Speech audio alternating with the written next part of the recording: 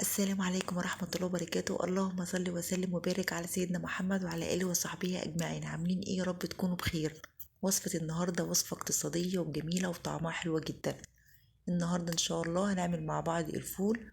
بس عايزة أقول لكم مش هياخد معاكم غير نص ساعة. يعني مش هنحتاج القدرة بتاعة الفول، ولا يقعد معاكي على النار 6 7 ساعات. يعني هتوفري وقت وكمان هتوفري فلوسك. طريقته سهلة وطعمه حلو جدا، وهقول لكم ازاي نعمله زي فول العربيات.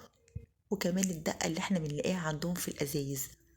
الناس اللي بتتعب من الفول عشان عندها قولون عشان القشر بتاع الفول، لا جربوا الوصفة دي بجد هتعجبكم جدا.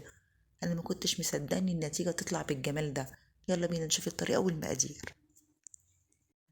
بسم الله الرحمن الرحيم. معايا اول حاجة ربع كيلو من الفول المدشوش، يعني كوباية ونص. والفول ده احنا بنجيبه من عند العطار. ده يا جماعة الفول اللي احنا بنعمل منه البصارة. نقيته كويس جدا وغسلته تحت الحنفية لحد ما المية بتاعته ورقت وبقت نضيفة. بعد كده حطيت عليه ميه عاديه جدا من الحنفيه وسبته يتنقع. يعني 8 ساعات 9 ساعات، اقل حاجه 8 ساعات. بعد كده شطفته. وبصوا لما نيجي نكسر الفوليه بتتكسر معانا بكل سهوله. لازم البقوليات ننقعها كويس جدا. معايا نص كوبايه من العدس الاصفر، برضو غسلته كويس جدا ونقعته نفس المده اللي احنا نقعنا بيها الفول.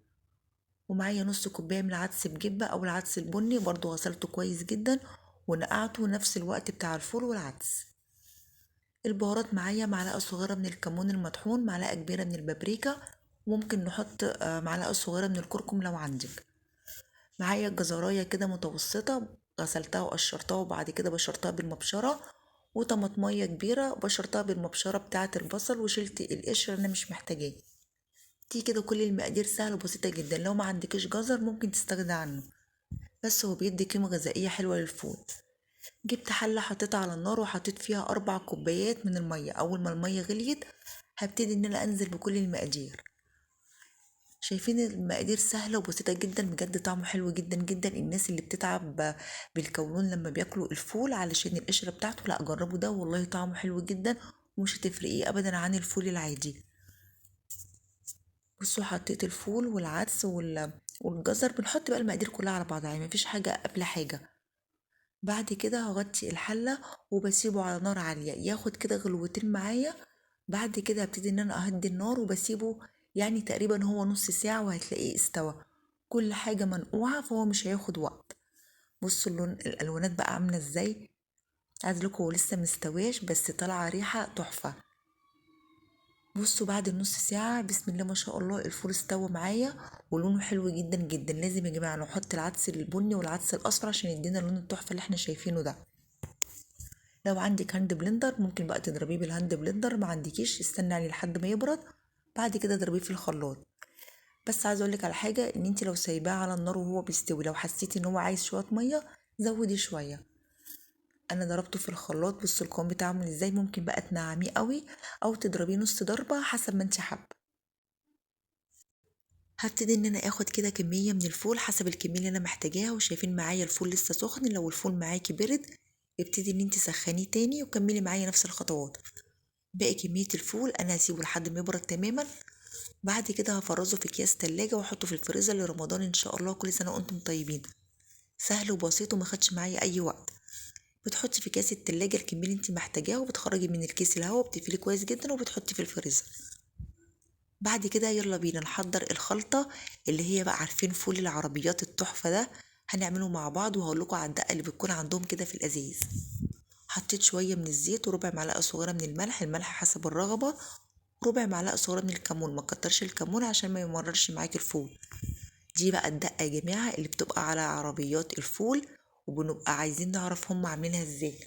هي عبارة عن معلقة صغيرة من الثوم، معلقة كبيرة من الخل، عصير نص ليمونة، ملح، كمون، بابريكا، كزبرة ناشفة، وكوباية لكوباية ونص مية. انتي بقى دوقيها وشوفيها.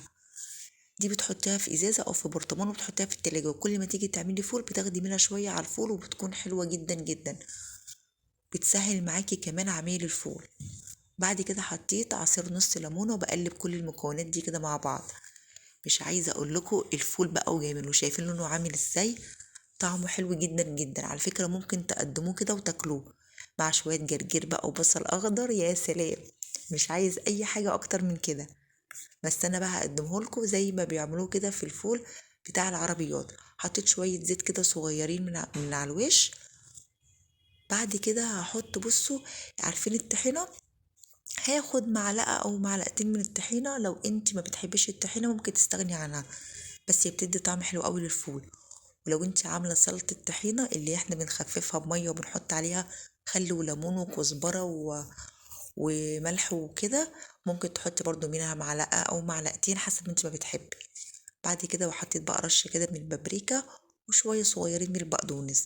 طبق فول بقى من الاخر. على فكره في ناس ممكن تقطع طماطم مكعبات صغيره او فلفل رومي مكعبات صغيره، برضو بيكون حلو جدا.